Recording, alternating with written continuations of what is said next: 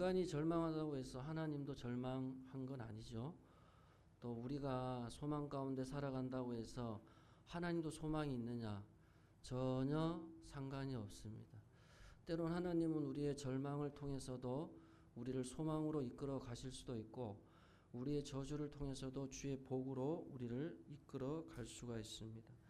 오늘 본문에 보면 참 하나님은 진짜 이상하게 일을 해요. 우리가 보통 이성적으로 생각을 할 때에 하나님의 일하시는 방식이 너무나 잘못되게 방식이 이루어집니다. 예를 들면 지난번에도 우리가 그 왼손잡이 애국 같은 경우에도 장애인입니다. 그 당시에 부정한 사람, 저 밑에 이렇게 알로 보는 사람, 주변인이죠. 주변인. 아무 무명의 그런 사람을 사사로 세워서 백성들이 신뢰도 못해, 사람들한테 인정도 못 받아. 꼭 그런 사람을 세워서 하나님의 나라를 세워가거든요.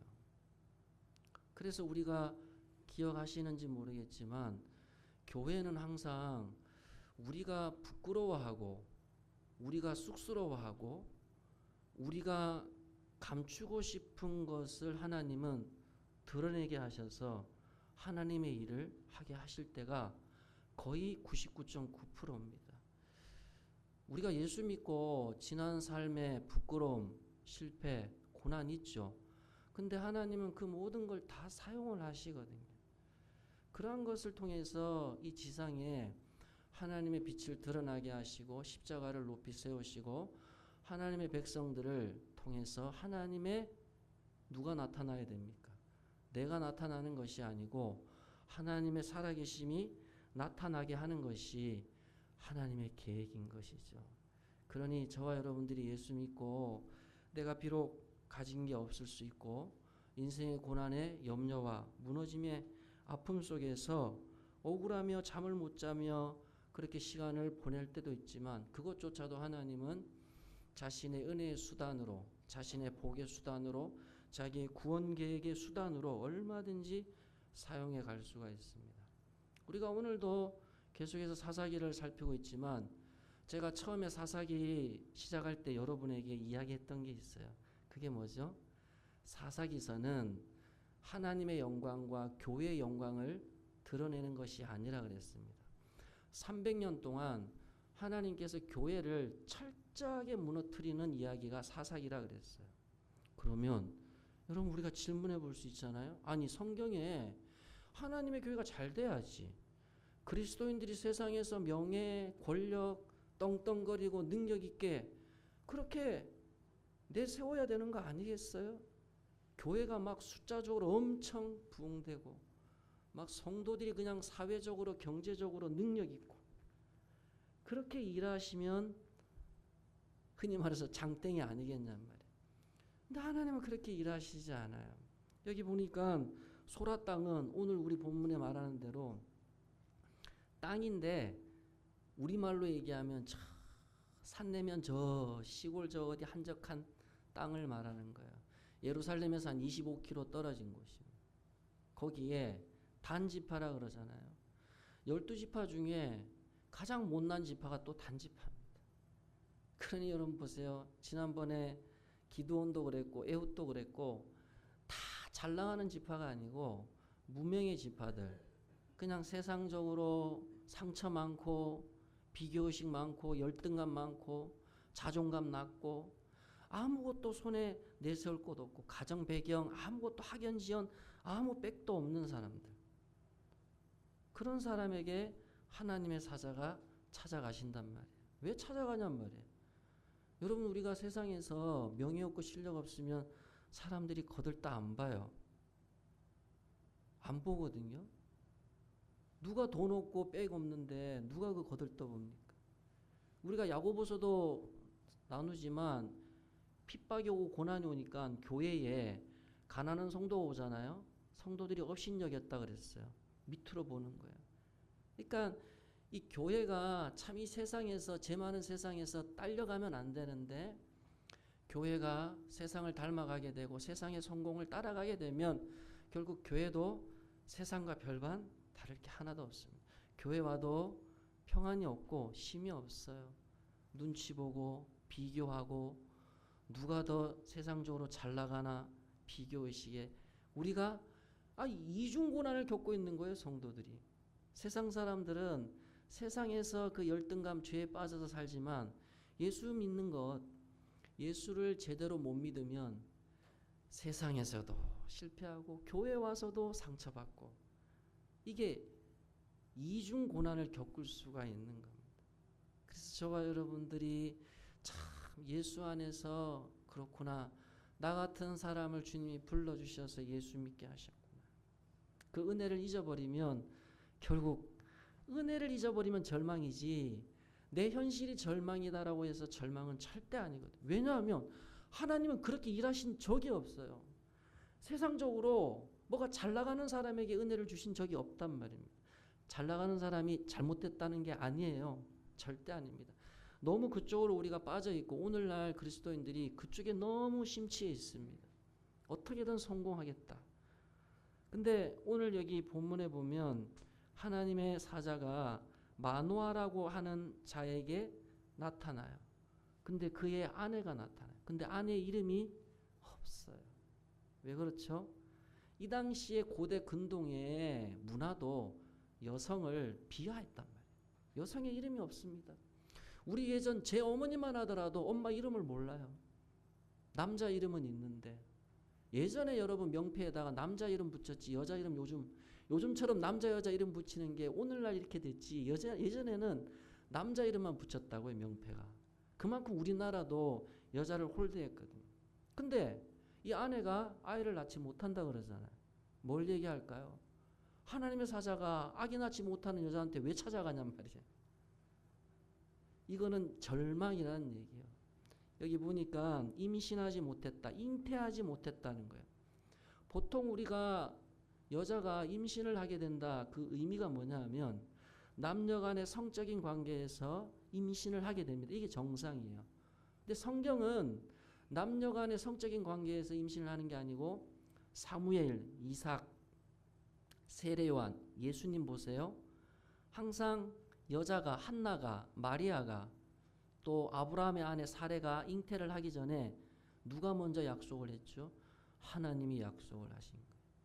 그러니까 예수 믿는 사람은 결혼을 해서 자녀를 놓는 거 그 하나님 은혜거든요. 그런데 이 마누아의 아내가 임신을 하지 못했다는 거예요. 이거는 인간적으로 한계에 직면을 했다는 겁니다. 인생에 내가 열심히 살았고 내가 열심히 수고했는데 인생 결과 뚜껑을 열어보니까 아무것도 없더라는 거예요. 내세울 게 아무것도 없는 거예요. 내가 이만큼 노력을 했는데 내가 이만큼 수고했는데 남는 게 없더라는 거예요. 여러분도 인생 살아오셔서 아시겠지만 인생이 내 노력대로 안 되잖아요. 열심히 한다고 그 열심대로 수고가 주어지지가 않습니다. 열매가 주어지지 않아요. 이 당시에 4,000년 전에 여자가 아이를 낳지 못한다. 단집하니까 예수 믿는 하나님 믿는 하나님의 백성이에요. 여러분 그러니까 하나님의 백성들이 더 독해요. 하나님의 백성들은 여자가 결혼을 해서 아이를 못 낳으면 하나님의 저주를 받았다. 욥의 친구들이 그랬거든요. 안 믿는 사람이 핍박하는 게 아니고 예수 믿는 사람이 더하다니까요. 예수 믿는 사람이 너 하나님 앞에 잘못한 거 있잖아. 잘못한 거 있으니까 너가 지금 이렇게 고난받는 거 아니야? 마누아의 아내도 마찬가지입니다. 누가 자기한테 손가락질 안 해도 이 아내의 마음 가운데 얼마나 많은 그 사람에 대한 눈치 그리고 여자로서 아기를 낳지 못한다는 그 열등감 얼마나 그 상처가 깊겠어요. 누가 이 마누아의 아내의 아픔을 알겠냔 말이에요. 누가 이 마누아의 눈물을 알겠냔 말이에요. 근데 하나님의 사자가 찾아갔다는 건 뭐죠?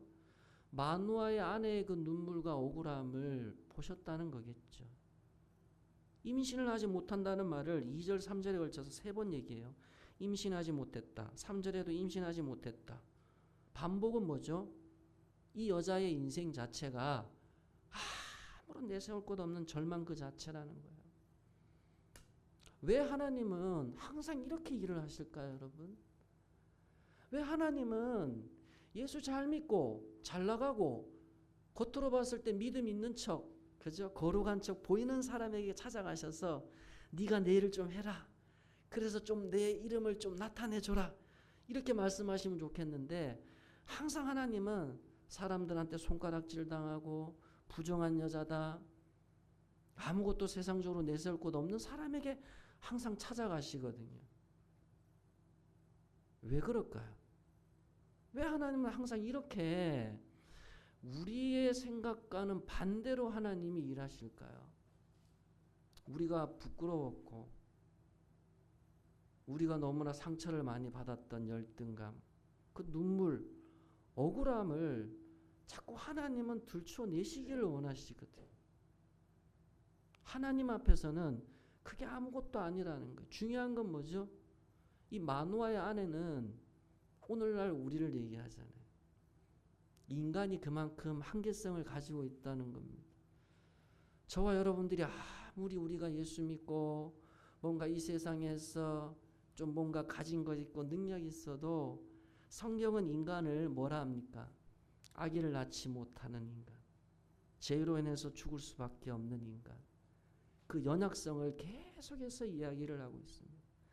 그 300년 동안 하나님은 이 사사기를 통해서 계속 교회에, 그 당시 그리스도인들에게 하시고자 하시는 말씀이 뭐냐 하면 너희들의 힘으로 안 된다는 거예요. 단순히 성경에서 자녀를 잉태해서 자녀를 낳는 것은 생물학적인 자녀를 낳는 게 아니잖아요. 하나님의 백성들이 태어나는 것을 말합니다.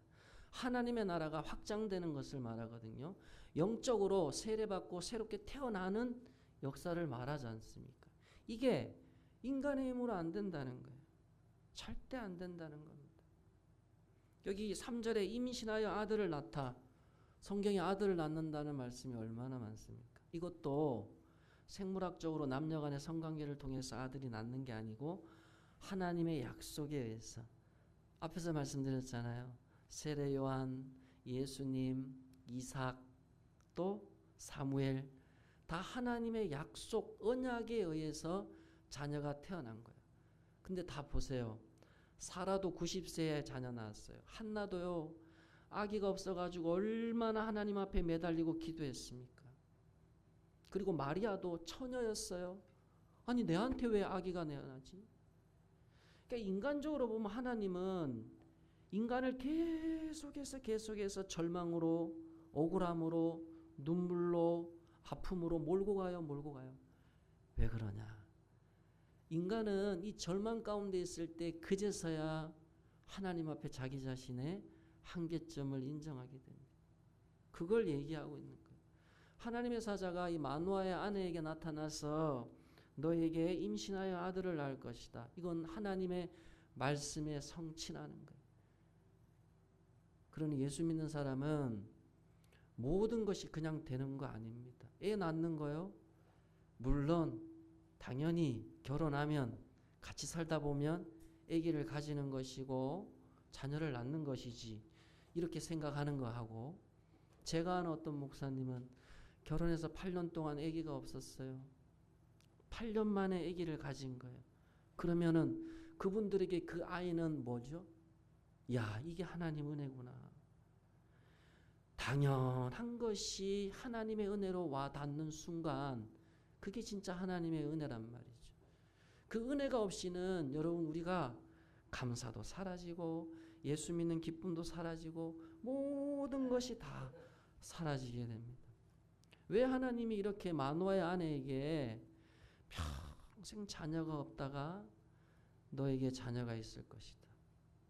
왜 이렇게 보통 사람들이 그냥 평범하게 걸을 수 있는 길을 이렇게 어렵게 돌아가면서 하나님께서 이끌어 가실까요?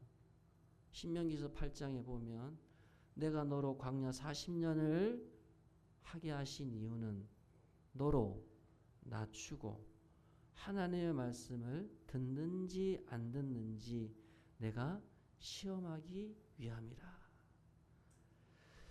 예수 믿고 나서 우리 안에 모든 고난, 광야, 눈물, 억울함 다 하나님께서 뜻이 있어서 우리의 모난 부분들을 다듬어 가시고 우리의 욕심과 우리의 교만을 하나님께서 깨트리셔서 주님의 온유한 성품을 닮아가게 하시고 정말 하나님 제 힘으로 이 세상 살아질 수가 없네요.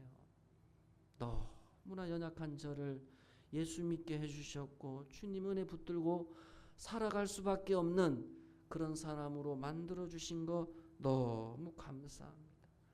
이 고백하게 하기 위해서 하나님은 오늘도 저와 여러분들에게 세상적인 방법이 아니고 참 진짜 하나님만의 특별한 방법으로 절망에서 소망으로 슬픔에서 기쁨으로 낙심 가운데 다시금 회복으로 그렇게 하나님께서 우리를 걸음걸음 걸어가게 하신다는 거죠. 그래야 내 연약성을 알게 되고 하나님 은혜 붙들고 살아가게 된다는 겁니다. 이 여호와의 사자가 출산을 하게 된다. 그러면서 이 마노아의 아내에게 뭐라 그러냐면 너는 지금부터 독주와 포도주를 마시지 말라. 독주와 포도주는 쾌락을 말하겠죠. 근신해라. 너 이제부터 너 자신부터가 근신해야 돼. 왜냐하면 너에게서 날 자는 우리가 5절에 읽었지만 나실인이다. 봉헌되었다. 구별된 자라는 거야. 그러면 너 자신부터가 이제 구별이 돼야 된다. 왜? 자녀를 하나님의 은혜로 줬기 때문에 이 자녀는 하나님 은혜로 키워가야 됩니다. 하나님이 우리에게 교회를 주셨잖아요. 그럼 교회는 어떻게 세워가야 되느냐? 하나님이 원하시는 방법대로 나실인으로 구별되게 거룩하게 교회를 우리가 섬겨가야 되는 거예요. 그 방법이 첫 번째가 뭐라고요? 포도주와 독주 입에 대면 안 됩니다. 세상적인 쾌락과 세상적인 것을 누리면서 어떻게 하나님 바라보고 살 수가 있습니까? 근신하라는 얘기. 그리고 머리에 삭도를 대지 마라. 머리카락 자르면 안 돼요. 머리카락은 생명의 주인이 하나님께 있다는 하나님의 주권을 인정하라. 교회의 주인은 하나님이라는 걸 인정하라는 거예요. 앞으로 날 이 삼손은 특별히 하나님께서 구별하여서 내가 이 삼손을 통해서 교회를 세워 가실 것이다. 약속을 했단 말이죠. 그러면은 이 삼손은 어떻게 양육을 해야 되느냐? 삭도 되면 안 돼요. 머리카락. 교회를 세워갈 때 저와 여러분들이 항상 우리 중심에 뭐가 있어야 되느냐? 하나님의 주권을 인정하셔야 됩니다. 이 교회의 주인은 하나님이라는 거예요. 하나님의 주권보다 더 앞서서는 절대 안 된다는 겁니다. 그리고 마지막이 뭐죠? 죽은 시신을 손대지 말라는 거예요. 100%는 안 된다 할지라도 시신을 만지지 말라는 얘기는 죄짓지 말라는 얘기입니다. 교회에 모인 성도들이 정말로 죄와 싸워 가셔야 됩니다. 근데 여러분 사사기서 읽어보면 삼손은 이 세 가지를 다 실패해 버렸습니다. 그러니 그 당시에 교회가 블레셋의 압제에 40년을 압제를 받습니다. 40년. 완전히 교회를 죄로부터 회복을 못 시켜냅니다. 왜 그럴까요? 삼손이 힘이 얼마나 센데요. 삭도가 밀려져 버렸어요. 하나님의 주권을 인정하지 않았습니다. 술 마셨어요. 근신하지 않았습니다. 또 죽은 시신 아무렇게나 만졌어요. 그냥 자기 죄짓고 싶으면 마음대로 죄짓고 입술로 눈으로 아무렇게나 살아버리니 그를 통해서 교회가 어떻게 세워질 수가 있겠습니까? 하나님께서 저와 여러분에게 이 아름다운 공동체를 주셨을 때에 여러분 이 마노아의 아내는 이 자기에게 태어날 이 아이를 어떻게 키워야 됩니까? 하나님이 원하시는 방법으로 키워가야 됩니다. 하나님이 저와 여러분에게 이 아름다운 공동체를 주셨을 때는 우리의 방법이 아니에요. 철저하게 하나님의 방법으로 교회를 여러분 해산의 수고가 얼마나 고됩니까? 저는 잘 모르겠지만 아이를 낳아서 그 키워가는 과정은 굉장한 인내가 필요합니다. 정말로 헌신이 필요하다고요. 여기 5절에 나실인 하나님께 바쳐진 나실인 저와 여러분들은 그냥 우리 한 사람의 인생이 아니에요. 여러분을 하나님께서 예수님을 통하여서 다 피로 값주고 산 분들입니다. 여러분은 하나님께 봉헌된 사람들이에요. 여기 헌금통 있죠? 이 헌금만이 봉헌이 아니고 여러분의 인생은 하나님 앞에 구별된 사람들입니다. 우리의 삶이 하나님 앞에 거룩한 나실인이 되셔야 돼요. 거룩한 구별된 삶을 살아가셔야 됩니다. 단 하나의 죄도 용납해서는 안 됩니다. 단 1초라도 하나님을 잊어버리지 마십시오. 철저하게 하나님 앞에서 이 세상의 쾌락, 유혹 앞에 넘어지지 마시고 하나님의 주권을 인정하시기 바랍니다. 교회의 주인은 하나님이시고 하나님께서 여기까지 인도해 주셨지 않습니까? 하나님이 여기까지 인도해 주신 거예요. 이 공동체를 하나님이 앞으로도 인도해 가신다는 그 믿음을 가지셔야 됩니다. 5절 끝에 보세요. 그가 블레셋 사람의 손에서 이스라엘을 구원하기 시작하리라. 교회를 구원해 내리라. 교회를 세워가리라. 교회를 시작하리라. 오늘도 이 우리의 절망과 우리의 위기는 결국 하나님의 은혜의 시작임을 우리가 다시 한번 기억해서 저와 여러분들이 아름답게 주의 몸된 교회 섬겨가시기를 주님의 이름으로 축복합니다. 하나님 아버지 감사합니다.